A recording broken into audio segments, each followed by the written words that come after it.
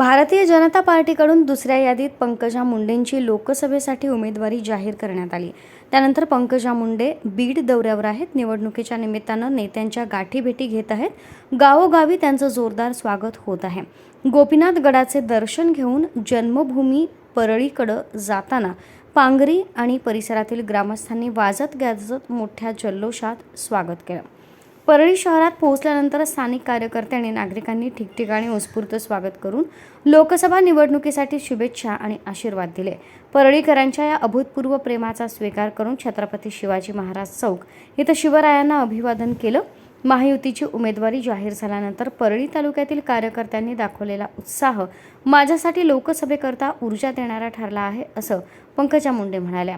परळी तालुक्यातील कवठळे तांडा इथं बंजारा समाजाच्या वतीनं होळी आणि लेंगा महोत्सवात सहभागी होऊन पंकजा मुंडेंनी पारंपरिक पद्धतीनं होळीचा पावन उत्सव साजरा केला.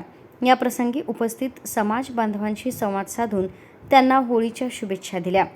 काल मराठा आरक्षणाच्या प्रश्नावरून पंकजा मुंडे यांचा ताफा जात असताना काही मुलांनी हातामध्ये काळी झेंडी धरून एक मराठा लाख मराठा अशा घोषणा दिल्या.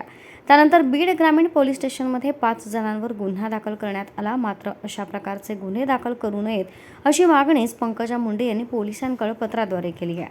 पंकजा मुंडे यांनी पोलिसांना दिलेल्या पत्रामध्ये ती लहान मुलं आहेत, त्यांच्याकडून अनावधानानं ते सारं झालं असेल, मात्र केवळ झेंडे दाखवले म्हणून लहान मुलांवर गुन्हे दाखल करू नका अशी विनंती त्यांनी केली.